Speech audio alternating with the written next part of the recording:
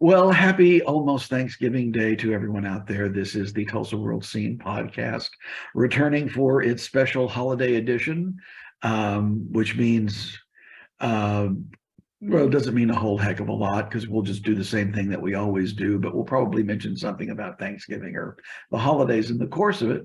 We're here with the lovely and talented Grace Wood.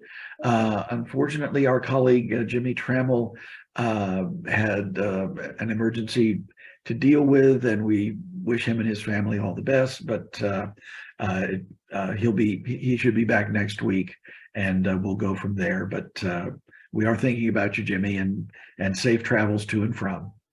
Um, and I don't think you and I either are traveling over the river or through the woods to a grandmother's house this Thanksgiving, are we? No, staying here. Well, I have to go into the wilds of Coweta.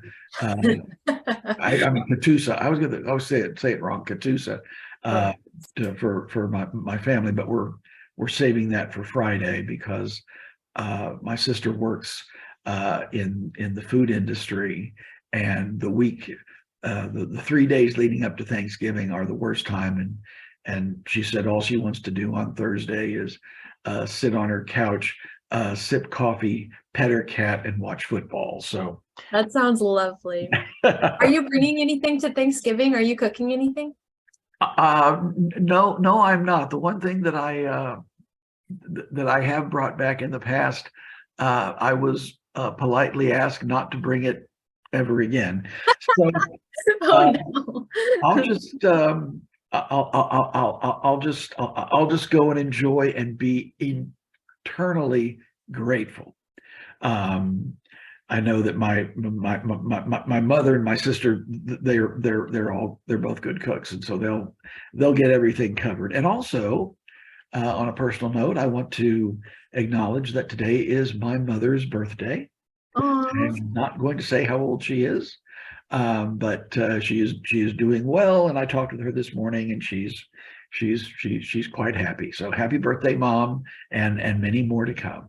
That's awesome. Okay. Well, speaking of grateful and holidays, our editor Nicole Marshall asked everybody on the scene staff to come up with some of their favorite things of the holidays or the Christmas season, since this will run officially after Thanksgiving, and therefore you can talk about Christmas at that point.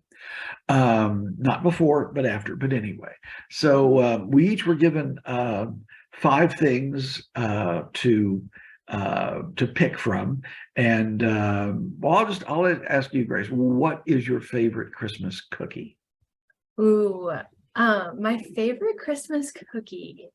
My grandma every year, she makes these really adorable sugar cookies with like Christmas colored icing and sprinkles on them, and they're always in the shape of like gingerbread men or little stars or ornaments or candy canes and things like that. And like every time I just see them sitting on a plate when I get into her house, it just brings me so much joy because they're so delicious, and she's made them every year since I was like literally born. So that's a great tradition, and they're so tasty, and all the grandkids like always just fight over them, like who's gonna get the cookies. So those always bring a lot of joy into my heart. Do you have a favorite Christmas cookie? Yeah, well, I was going to say I remember that, and I think my mother had one that there was like a Pillsbury cookie making machine that looked like a caulking gun, and you would put a die at the end of it and squirt out dough in the shape of Christmas trees and that kind of a thing. And I remember I vaguely remember us having that, but I don't know that she still has that. I said that actually the ones my favorite Christmas cookies don't exist anymore. Oh no. They were the ones that my late wife would make. She would take a week off in early December and literally bake for up to 16 hours a day. And that was what she did constantly for the week. And making thousands literally thousands of cookies, and every one of them given away. To my recollection, if she ate in the course of her history of doing this, if she actually ate one or two cookies in the course of that time, that was a lot for her. Wow. She would, or one of her favorite, and I'd bring bags and bags and bags of them up to the newsroom, to the point that, you know, people would start asking me, you know, around the 4th of July, you know, is your wife going to make cookies?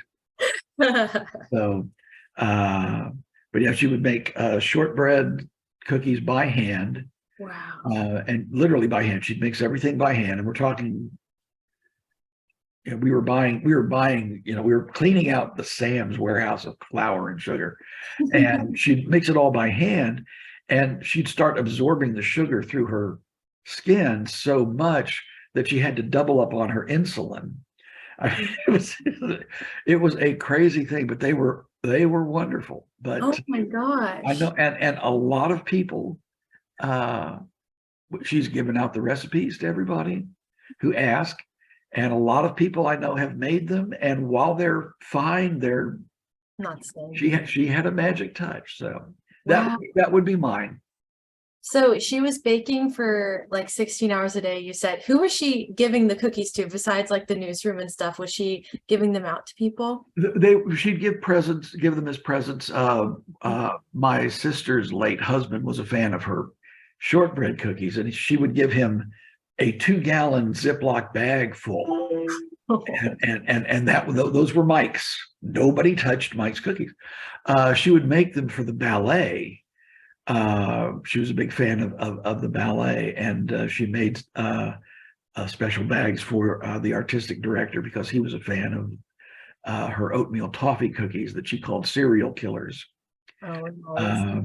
And but she'd take them up. She worked in the health industry, so she'd take them to the hospitals and labs where she worked. So they went out all over creation. But yeah, That's she was quite industrious with that. So that's so awesome. Well, speaking of gift giving, okay, is there a most memorable holiday gift that you've received in the past, or a favorite? funny you should ask, because I happen to bring it with me. Oh my God. This is a 1973 or 4, and you can tell it is loaded. Oh my gosh. Red Ryder Daisy BB gun. Now I received this more than a decade before the movie A Christmas Story came out, in which this was very much a part of the story, if you're familiar at all with that movie.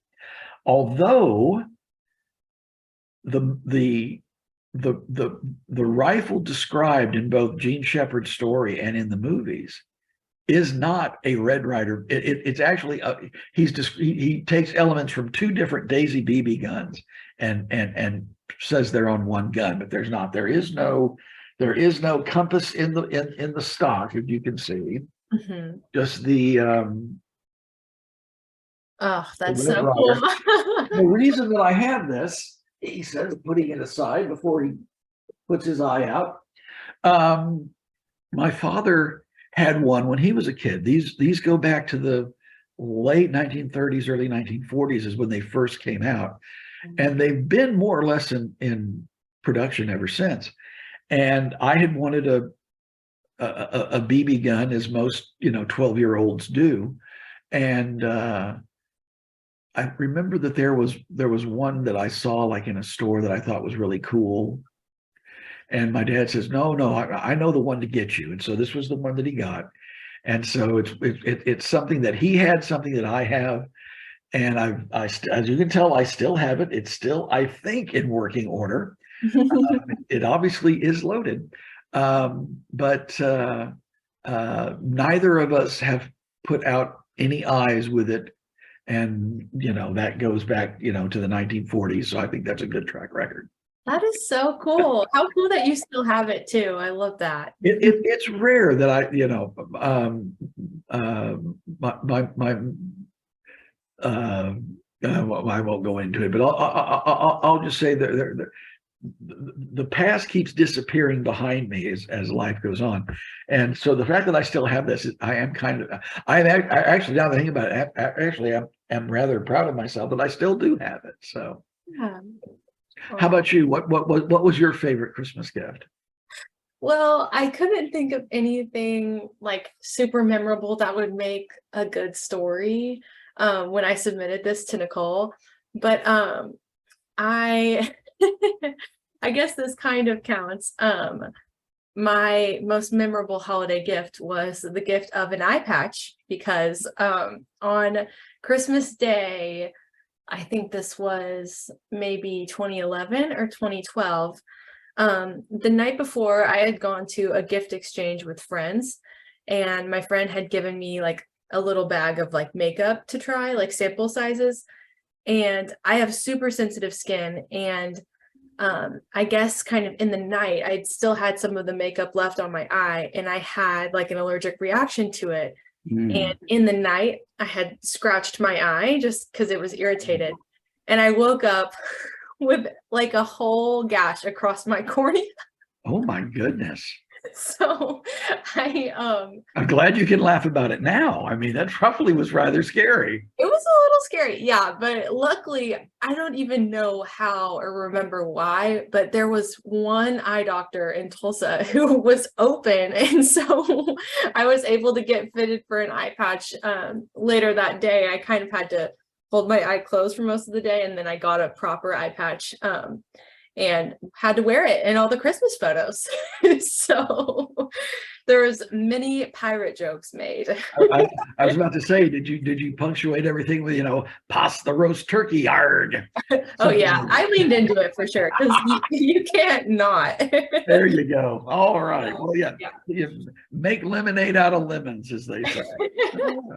Well, besides these maunderings down memory lane, what else can people read in the upcoming issues of the Tulsa World, available at fine news sellers everywhere and online at tulsaworld.com? So for this weekend for World of Homes, I have a feature story about Christmas lights. And if you want to get them professionally installed, how much does that cost? What does it look like? How long is it gonna take? Different options for that, different like customizable things. So kind of like a frequently asked questions type story about professional Christmas lights. And some cool photos of Christmas lights in there too, which is fun. Mhm. Um, and I kind of think that's it for this weekend. But what about you? All right. Well, if you're needing something to do after Thanksgiving, we're going to have a review of the musical Six, which is running through Sunday, the 27th of November at Tulsa PAC. It takes the stories of the six wives of Henry VIII and turns it into a rock concert slash competition that is very high energy, very uh, electric in a whole bunch of ways, and very entertaining and surprisingly historically accurate for what they can cram into about 80 minutes. It's a one act, no intermission type of show. So Oh, that's running through the 27th. Um, and we'll also have a review of the Calaveras Mexican Grill, I love them. Oh my gosh, which cool. which closed down at the start of the pandemic in March of 2020, and have only now reopened their brick and mortar shop, and they've pared down their menu quite a bit. So we have a review of that. And I also want to remind everybody that this Saturday is officially known as Small Business Saturday, and we encourage you all to shop at your at local retailers for your holiday shopping as much as possible. We all, as they say, are in this together. And also, Tuesday is known as Giving Tuesday, and if you're holiday giving includes helping out nonprofit organizations, those in need. National Public Radio is always a good thing. That would be a good time to do that as well. So keep those two dates in mind as you lay back and let the dopamine in the turkey take effect, and you slip in gently into the arms of Morpheus in your Barcalounger. That's the best we can do for this week's edition of the Tulsa World Scene podcast. Thank you all for putting up with us for this long of a time, and we will see you again in the near future. All right. Bye, y'all.